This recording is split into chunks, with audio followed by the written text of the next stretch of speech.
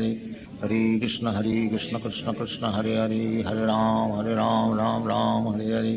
Hare Krishna Krishna Krishna Hare Hare, Hare Ram Ram Hare Hare.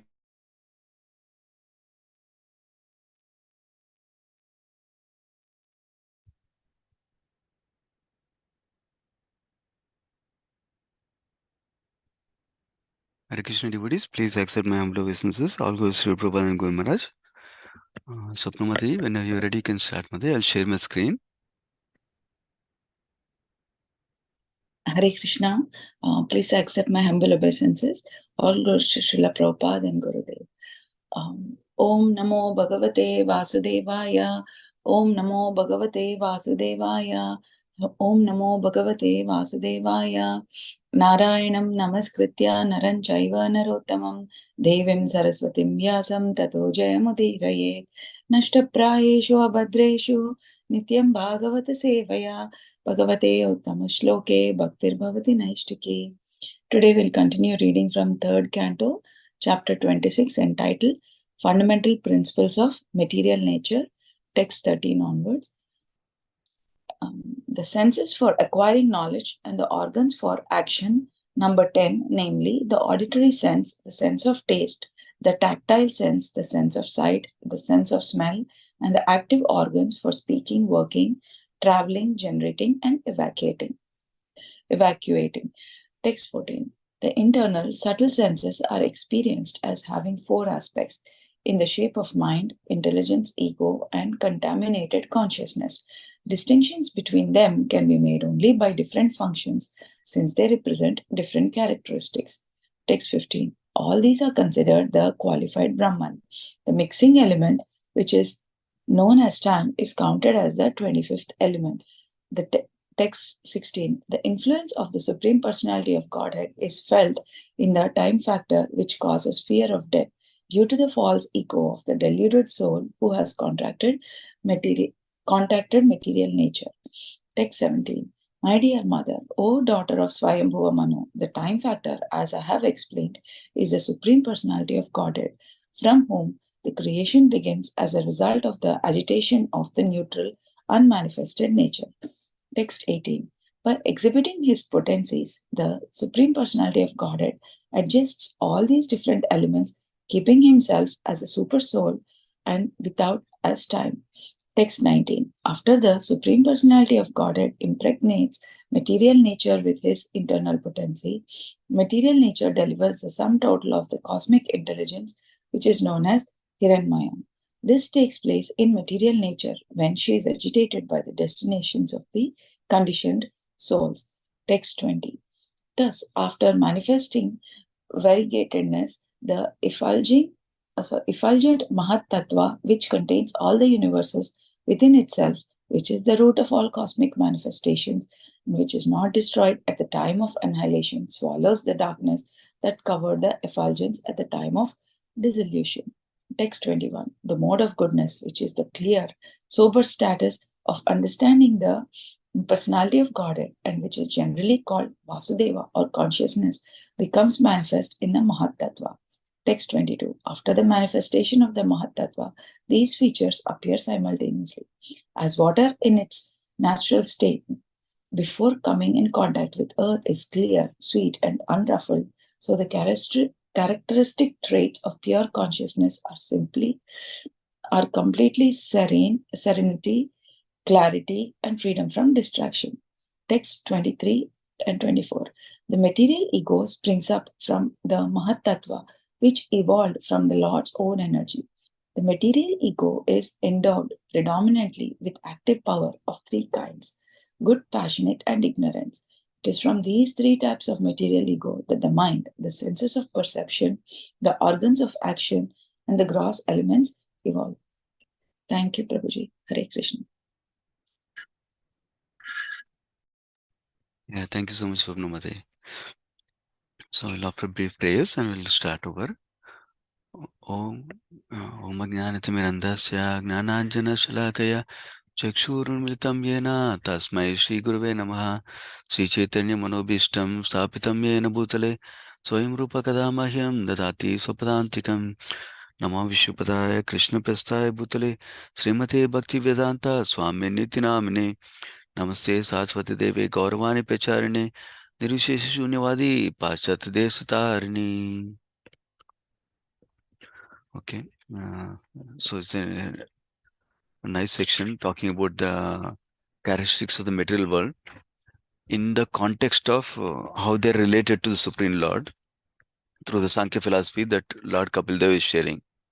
So the overall context of this section is that Kapil Dev is giving instruction and knowledge of Sankhya Yoga and Bhakti Yoga to his mother Devahuti after his father in this particular time Kardamuni left the home for the forest. That time Devahuti asked a few questions and then Kapil Dev is answering questions. So initially, actually Devahuti asked initial questions about what is the best way to attain you, like that. Then he explained actually that Bhava Bhakti, doing Bhava Bhakti is the best way to achieve me, like that. But let us say you cannot do that yet, then engage in Vaidhi Sadhana Bhakti with rules and regulations so that you can attain that bhava. Actually, there's one of the definition of Vaidhi Sadhana Bhakti also given in Bhakti Rasam Sindhu, which is translated as Nectar of Devotion by our Srila Prabhupada. So basically, this section is answering questions from Devahuti by Kapil Dev. So Kapil Dev initially indicated how Bhakti Yoga is the best, like that. And then later on, Devahuti asked further more questions. She asked, can you please tell me characteristics of Sankhya Yoga, characteristics of Ashtanga Yoga also? Like that, she asked the questions. Why? This is again to contrast Bhakti Yoga with other yogas, like that is described. So that portion, uh, so in this section, is starting to describe the Sankhya Yoga. That is what is going on right now. So let's go through that few of the things. So in this beginning of this chapter, we initially heard the benefits of hearing Sankhya. That was from yesterday's session, which was how we can become free from modes, how we can attain perfection, and how we can cut the knots of attachment to all the this material world and material things, like that. That's the benefit of hearing this Sankhya Yoga, like that. And then in the beginning few verses from yesterday, we heard how Sankhya, he analyzed the interaction between Jiva, Prakriti and Ishvara. Primarily, Jiva and Prakriti are the material nature. So how he explained how living entity is, or Jiva, is part and parcel of Purusha and is spiritual, whereas Prakriti is material energy of the Lord, not spiritual. And then Jiva, in the conditioned stage, in this conditioned world, he has material desires, and those material desires are sanctioned by the Supreme Lord. This is talking about interaction between Jiva, Supreme Lord Ishvara, and Prakriti. So Jiva has material desires in the conditioned world. The material desires are sanctioned by the Supreme Lord, and then those material desires are fulfilled through the material nature or Prakriti, like that. That is the first few verses we heard about that. And then we also heard about the nature of Purusha, or the Supreme Lord Ishvara himself, how he doesn't have any beginning, how he is not coming under the influence of the modes, how he doesn't have any end, how his interaction with the material nature is only pastime, how he's not bewildered unlike the Jiva, like that we heard in the previous verses. And then we also heard how Prakriti facilitates Jiva's actions as cause, and then the results of those actions are caused by Supreme Lord Ishvara. And then the last verse from the, let me see, not this, 1 second. We were in 13th, starting 13th today, right? Let me look at the 12th verse. So,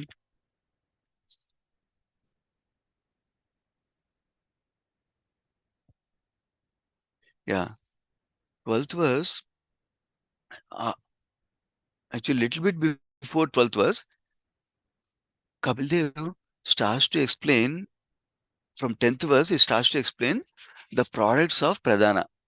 Basically, now so far, he explained the Jiva, Prakriti, and Purusha at a higher level in terms of the characteristics and their interactions also. Now, in this section, he's going to go deep dive into the characteristics of elements of material nature.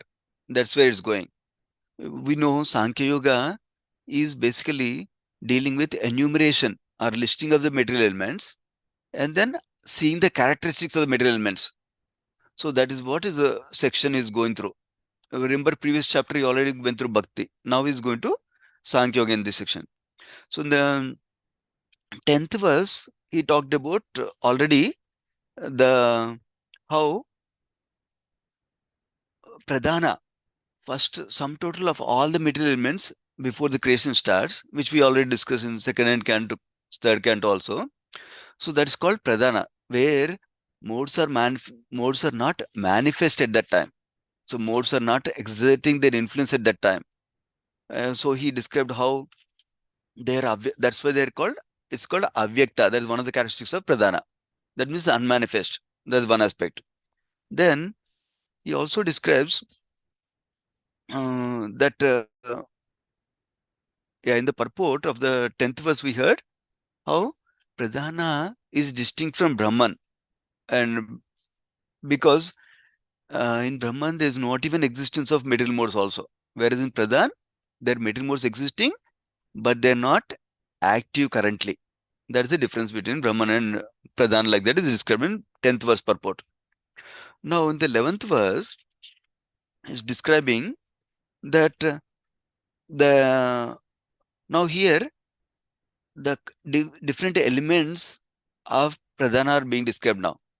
So basically he's saying that in this 11th verse, the elements are 5 gross elements, 5 subtle elements, 5 plus 5, 10, and then 4 internal senses, and then 5 senses for gathering knowledge, and 5 working or senses.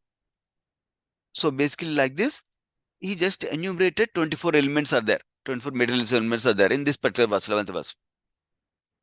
Continuing further, in the 12th verse, the verse before today's verse, in the 12th verse we hear, now whatever is mentioned in the 10th verse, 5, 5, 4, 10, like that, those are being elaborated one by one now.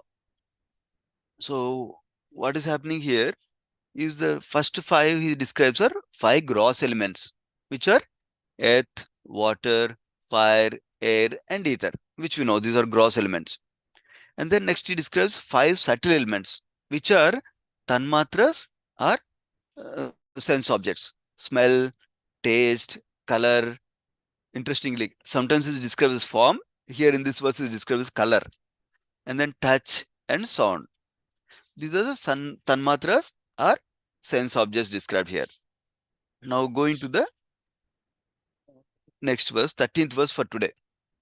So here, after describing the first 5 gross elements and 5 sense objects, now he's describing this verse 5 knowledge acquiring senses and 5 working senses.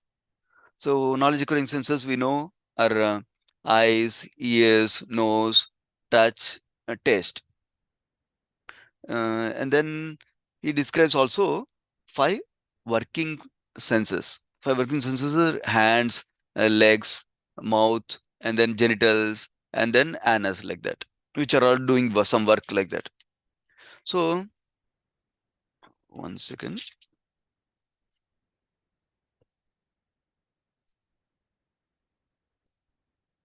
So now, after describing the 5 gross elements and then 5 sense objects, 10 is done, and then 5 knowledge acquiring senses and 5 working senses. So 10 plus 10, 20 are done so far. Now, the last 4 elements are being described in 14th verse. Here is describing the internal anta atmakam, the word is used. This is the same, sometimes similar word is used for antakarana. That's also another word used. It's important to remember these words antakarana because some of the I know some of the people who likes this technical terms, they like to argue with bhaktas. Oh, I know a lot of things. I know antakarana like that. So that's why it's important to remember these words, some of these words. So when we're interacting with outside people, so it's clear what are they talking about. So here Antaatmakam word is used, which is also called as Antakarana. That is described in other places also in Srimad Bhagavatam. Basically, the internal four subtle senses, like that is described in this verse. What are they? Mind, intelligence, false ego, and contaminated consciousness, or chitta. Like that is described here. So that's what each of these will be elaborated in the coming verses. So that makes this total 24 elements, material elements, basically. They're enumerated now. So far, what he did is listed them. What are the 24 elements like that? Now, coming up is going to describe the characteristics of each of those. That is the focus of this particular section. Yeah. So now, text 15. Yeah. Now, interestingly, after describing these 24 elements, he describes the time as a 25th element. So he's still enumerating that. So basically, in this particular verse, there is a term called Saguna Brahman. So Prabhupada explains Saguna Brahman and Nirguna Brahman nicely in this text. So it's important for us to understand this knowledge also. So we'll go through that. Basically, Saguna Brahman, Prabhupada explains Saguna Brahman and Nirguna Brahman is Brahman, as in the spiritual world, doesn't have any material modes. That means there's no contamination of any material modes. So that is called as Nirguna Brahman, number one. Number two, when that Brahman is interacting with the material modes, and then that results in this material expansion that we see, material world that we see, that is called Saguna Brahman. That means the material world that we see, material expansion that we see around us is called Nirguna Brahman. So, sorry, Saguna Brahman, because Saguna means it is the material modes are active right now. Okay. So, this is the right understanding Prabhupada is giving the purport. So, what is the incorrect understanding Prabhupada is telling?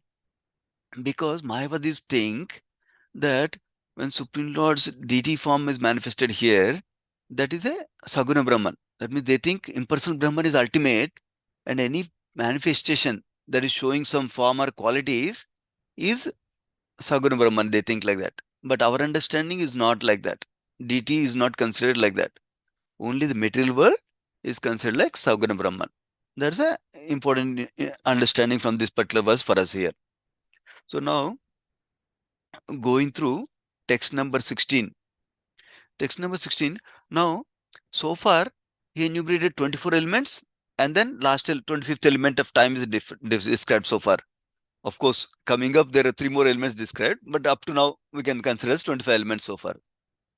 Now, he'll start to describe the characteristics of each of these now, starting with the time. Interestingly, the last one he picks up first. So, time has 2 main characteristics. First characteristic is explaining in text number 16. What is the first characteristic in text number 16? It says, it causes fear of death due to the false ego of the deluding soul who has contacted material nature. So basically, the fear is arising not to everybody, only to those conditioned souls who are contacting material nature and who are thinking they are the doer. Only if I think I'm misidentifying with my body, and then I think I'm the doer, I'm everything in doing everything, then I am affected by time factor as fear is describing. Of course, we know from second canto descriptions also that time has 2 dimensions, or two ways it acts. One is the way it acts for the non-devotees, or at least currently non-devotees, and one is the way it acts on devotees. For the current non-devotees, or currently whoever is not taken shelter of the Supreme Lord, for them, time acts as fear. Why? Because for them, time is bringing the results of their bad karmas. So So people are fearful that I might get suffering anytime in the coming future, like that, number one. So that means when they get bad karma reactions, that suffering, they are fearful. Another way they are fearful is, even though they're enjoying currently in terms of material enjoyment, but they're fearful that this will go away because it's only temporary. They know in the consciousness wise, they know it's not last long, it's temporary. So they're fearful in both circumstances. Whereas for devotees, time acts like a carrier of Supreme Lord's will. You might remember from first canto descriptions of Bhishmadev, instructions also to Yudhishthira Maharaj, where the Yudhishthira Maharaj is thinking, oh, because of me, all this war happened, so much suffering happened, so many deaths happened, like that he is worrying. Then Bhishmadev says, no, no, you were nice devotees, you took shelter of Vipra, Brahmana, Achyutashraya. That means you took shelter of Brahmanas, that means you were acting under the guidance of Brahmanas, and Dharma, you were acting in the principles of religion only, and Achyuta Ashraya. That means you are acting to please Supreme Lord by taking shelter of Supreme Lord. Because of that, time is not acting because of your bad karma. It's only Supreme Lord's will that is manifesting in your life, like that he explains. Not only that, he explains, plan of the Supreme Lord is not easy to understand. So don't try to understand it. Just accept it. That is because of the plan of Supreme Lord that you went through all this suffering in this life currently, like that. So that is explaining us how time can be, when we are engaged in devotion service, time can bring us Supreme Lord's will in our life. As long as these three factors we are ensuring. We're acting according to please Krishna, acting according to principles of religion, and acting according to the guidance of Brahmana Vaishnavas, our mentors and spiritual masters. Yeah. So that's the other thing we can understand. So now, when we actually practice devotion service, as we grow, we develop this faith that Supreme Lord is protecting me. Supreme Lord is acting in this way, that way in my life, like that. We'll understand these subtle aspects. We can pursue them. That's how we can pursue Krishna's presence in our life also. So that's about text number 16, where he described the first characteristics of time.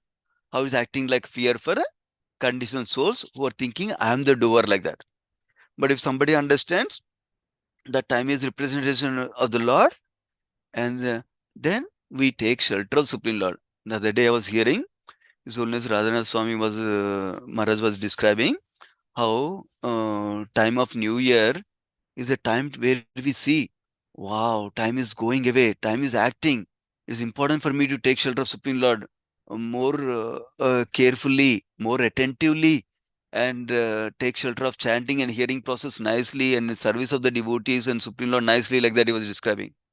So that's these events like this, New Year or certain festivals, will act like a reminder for us that we need to utilize time carefully, attentively in Krishna's service. And going to text 17. Now, this is the second characteristics of time he is describing, Kapil Dev. What is the second characteristics of time he is describing? Time is acting to agitate the Pradhan. Like we know from the second canto and third canto description, when Supreme Lord is glancing at the Pradhan, the material nature, at that time, that glance, time is acting through the time element in the glance of the Lord, is acting in Pradhan to agitate the Pradhan. That's how Mahatattva comes out. Mahatattva is manifested through that. So that means time is acting as an element to, in the process of creation, to agitate. Of course, it's not an independent element. Time is the energy of the Supreme Lord. So ultimately, all this Sankhya analysis we need to understand that we are seeing in relation to Supreme Lord. Only because of Supreme Lord overall control, different things are working. Similarly, that Pradhan is agitated by time because of the Supreme Lord's glance here. Yeah. So this is another characteristics of time is being described here. In this purport, Prabhupada emphasizes how Supreme Lord is behind all the creation. Supreme Lord is behind everything, like that he emphasizes.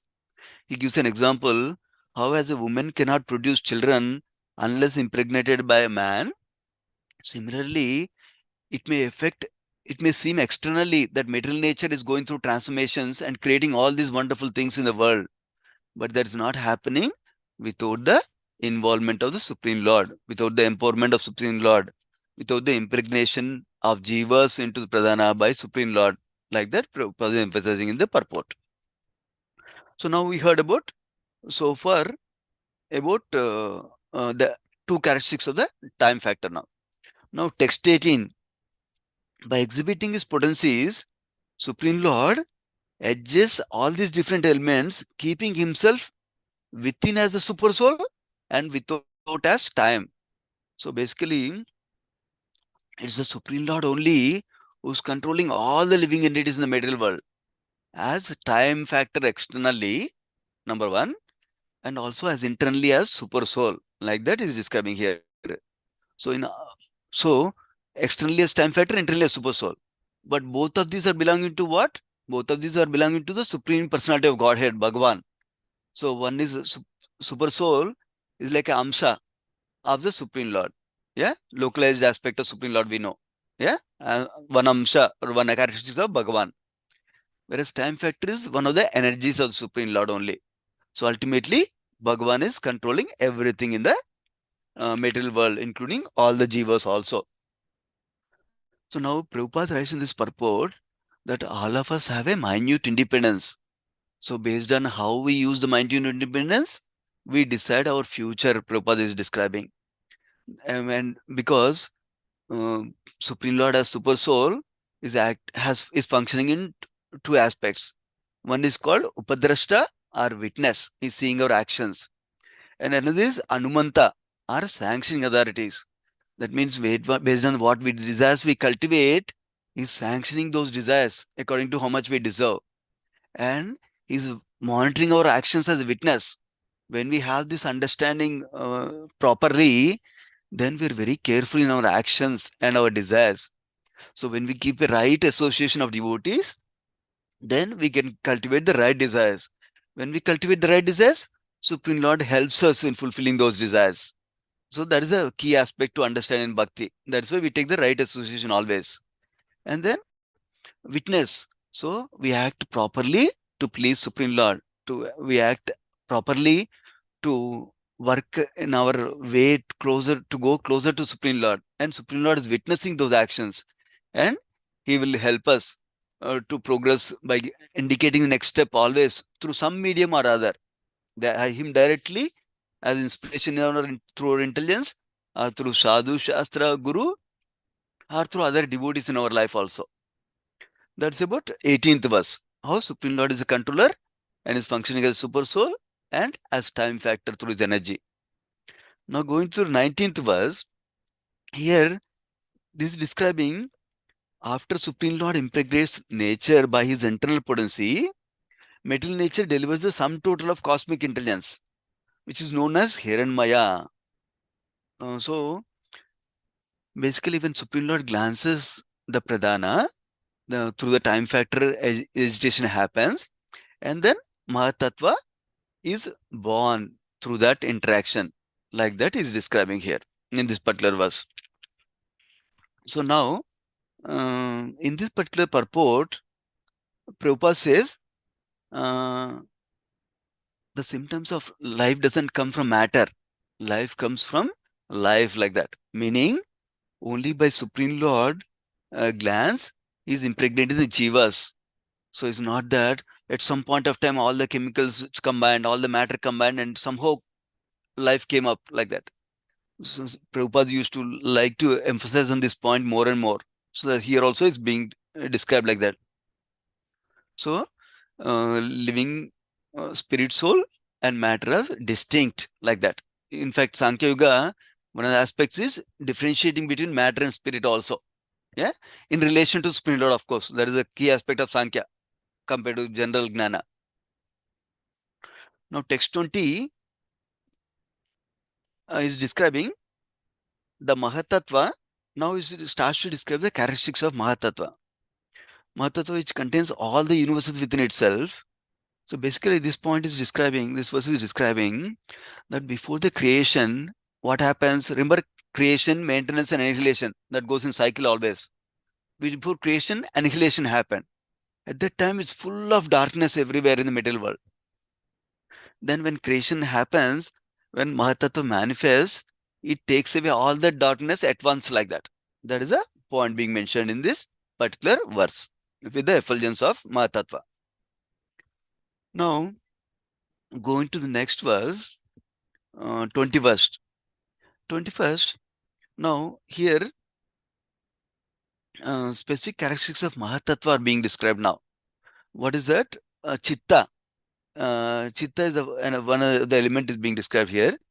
So first of all, in the beginning of the creation, there is no effect of mode of passion and mode of ignorance that we actually hear in the third canto descriptions also.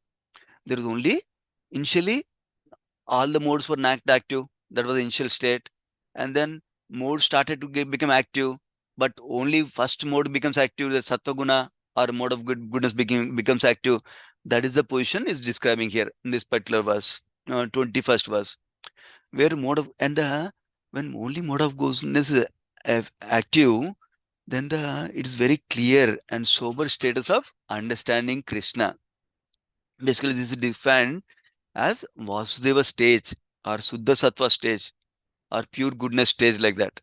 And this stage, there are no material desires, number one. That means negative is not there. But what is the positive that is there? One can understand the Supreme Personality of Godhead in this situation. That's what Prabhupada explains in the purport. So now, another nice thing Prabhupada explains in the purport is, this Chitta or clear consciousness is Krishna consciousness. And the presiding deity one worships is Vasudeva or Krishna or Vishnu. By worshipping that, our consciousness can become very clear, Krishna consciousness, like that Prabhupada describes in the purport. Now, last paragraph of the purport, Prabhupada describes how false ego or ahankara is presiding deity of that is called Sankarsana. And sometimes Sankarsana is worshipped through Lord Shiva. Prabhupada describes in the purport. That is for getting control over false ego, one has to worship Sankarsana is describing. Now, for the mind, if somebody wants to become free from mental disturbances, Prabhupada writes, one has to worship Aniruddha. Remember the Chaturvyuha, Vasudeva, Sankarsana, Aniruddha, Pradyumna? That's what Prabhupada is describing. Vasudeva one worships for right consciousness, and then Sankarsana for overcoming false ego, and then Aniruddha for overcoming, controlling your mind, and then finally for controlling the intelligence, one worships the Pradyumna, like that is describing.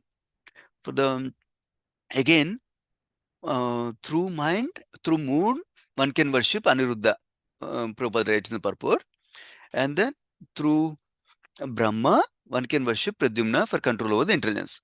But for us practicing devotees, what this means is when we worship Supreme Lord Krishna, all the worships are included, whether it's moon, whether it's Lord Shiva, whether it's Aniruddha, Pradyumna, Vasudeva, Sankarsana, because they're all expansions from Krishna only. So we are focused on worshipping Supreme Lord Krishna only. That's the 21st verse. Now going to 22nd verse, what are the characteristics of that pure consciousness are described here? Serenity, that means calmness, clarity is in consciousness there because it's predominated by mode of goodness. That's why very clear consciousness is there. And freedom from distraction because there's no mode of passion, so there's no distraction. We can focus like that. So now, Prabhupada is giving an example of a clear, unagitated water. When water is pure, then we can see things clearly inside the water. Similarly, when our consciousness is clear with mode of goodness, we can see things clearly and we can focus like that Prabhupada is describing. And this consciousness is very pleasing, transparent and sober like that Prabhupada explains in the purport. Now the last verse for today, 23rd and 24th. Now after describing the time factor, after describing the consciousness, now he's describing the ahankara factor or false ego or material ego, like that is described in this particular verse. So now, remember from Pradhana, after Lord's glance and the agitation with time, Mahatattva came about, and in Mahatattva, mode of goodness came about, And then coming to now, from that false ego appears. The material ego springs up from Mahat Tattva. And this material ahankara is in three types: goodness, passion, and ignorant. So in the verse they described as Vaikarika, that means material ego in goodness, and Taijasa, material ego in passion, Tamasa, material ego in ignorance, like that. So from these three types of material ego, the mind, senses, knowledge acquiring senses and working senses, and the gross elements are coming about basically. So what are those? We discussed in detail about that earlier. For example, from the goodness mind comes, we discussed, and from passion comes the ahankara, and passion comes the sense organs, like that we discussed. And from the finally ahankara and ignorance comes the gross elements, earth, water, fire, and air and ether, like that. So in this purport, Prabhupada makes one important point. The point is that we not only try to cultivate Krishna consciousness, but we are very, very careful and attentive in our practice of Krishna consciousness. Otherwise, there's a chance of falling down because of this false ego. That is what Prabhupada writes. Because of misuse of independence, this false ego is born, Prabhupada writes here. So now, what does it mean to be attentive and not neglectful? What it means is, when we're practicing bhakti, we're cultivating remembrance of Krishna through chanting, hearing, reading, deity worship, like the different process of devotion service, right? We're cultivating remembrance of Krishna. At the same time, we should be careful not to get distracted with material things. That means material consciousness or material objects or material activity also. For example, um, we should be careful with time, we talked about already. Is this favorable to my Krishna consciousness? Is this unfavorable to my Krishna consciousness? Like that, we need to evaluate, number one. Number two, we should be careful not to offend anyone in our relationships, because that is not helping us. Prabhupada writes in this purport that devotion service is like a razor. That means blade has two sides, meaning it can be used to cut constructively, or it can be cut if you're negligent, like shaving. When you're shaving, it can cut if you're not careful, like that, right? So like that, when you perform devotion service, we should be careful not to do any offenses in our whatever services we are doing. That means we should be respectful. We should be understanding of everybody has a place in this world, in these services, to engage in relationship with Krishna. So when respect is paramount and we are not respecting respect, like Trinadapi Sunichana, right? When we're cultivating humility, when we're cultivating tolerance, then we can be careful and attentive, not to be dragged down because of offenses, not to be dragged down because of the force of the material world, like that. That is the main essence. So we'll hear more about the further characteristics of these 24 elements in the coming sections of this chapter. Yeah, I see Parampavani Shah Mataji had a hand up. Please go ahead, Mataji. Prabhuji, what is the difference between Nirguna Brahman and Pradhan? You mentioned, but I couldn't catch it. Like, Okay, got it. like Yeah, in the Brahmana there is no Satya, Raja, Tamas, but in Pradhana there is. correct, But you got it. That's it. That's what Prabhupada explains in the purport. Basically, Nirguna Brahman means spiritual world. Spiritual world, there's no modes, right? Three modes are only metal worlds, right? Metal world currently, right? yeah. Only Oh, metal creation. That's what my is called Nirguna Brahman. Go ahead. sorry.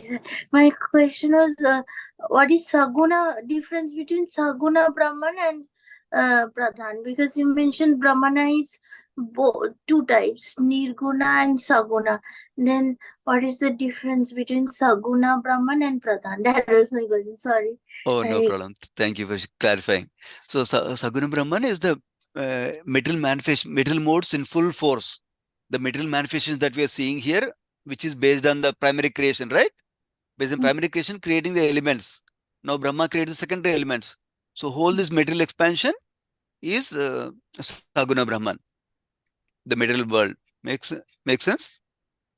Okay, and whatever we are see, the nature and everything, the force is Saguna Brahman. Correct. Exactly. Yes. The middle expansion, that is seeing the effect of the middle modes, is Saguna Brahman. Correct. And everything is coming from Pradhana, like Pradhana to Mata, the Mata to the Sattva. Ankara and all that. Yeah. That is interestingly, you caught that. That's so Kapil Dev is explaining from Pradhana is starting, how that is the cause of everything. Now, in the later part of this chapter, he will explain the source of the Pradhana is Supreme Lord. That means the ultimate cause is Supreme Lord. The intermediate cause is Pradhan. So he's explaining from intermediate cause right now. But later on, he will explain the ultimate cause is Supreme Lord. From that, Pradhan is coming. From that, everything is coming. Make sense? Yeah. Not Yes. yet. No. Like from Pradhana, it is like Mahatattva and Ahankara, Sattva, and everything is coming. Correct. And the Pradhana is coming from Supreme Lord. And where is Brahman in this sequence? Oh, okay. Brahman is the... Is the Brahman in the sequence, or there it's not related to it? Means, Oh, okay. Got it. I understood the question now. Yeah. So two aspects are mentioned. One is Supreme Lord, Supreme Personality of Godhead, has three aspects we know. One is Bhagavan feature, second is Paramatma feature, then is Brahman feature. Yeah. So this Brahman is nothing but the effulgence of the Supreme Lord coming from his body, Bhagavan feature. That is clear, right? That's the first aspect. Now, in this whole Brahma Jyoti that's coming from the Supreme Lord's body itself, there is a one portion. On the first canto, Srimad Bhagavatam cover you might have seen. Yeah. There's one portion of the Brahma Jyoti. Yeah. One portion of Brahma Jyoti, there's a dark spot like thing. Yeah. And Yeah. that is where the whole material creation is happening. That means everything is situated in the Brahman. Oh, I got it. Makes So sense? And the dark spot is the Pradhana. It starts with Pradhana and manifests further. Gotcha. Okay. Thank you so much, Prabhuji. Now it was clear. Thank you so much. Welcome, Ate. Thanks. Okay. So we'll pause here. Srimad Bhagavatam ki jai, Srila Prabhupada ki jai. Vanchakalpatarubhyascha kupasindubhya cha Patitanam pavanebhyo vaishnebhyo namo namaha. Thank you so much, devotees. Hare Krishna. Thank you, Prabhu.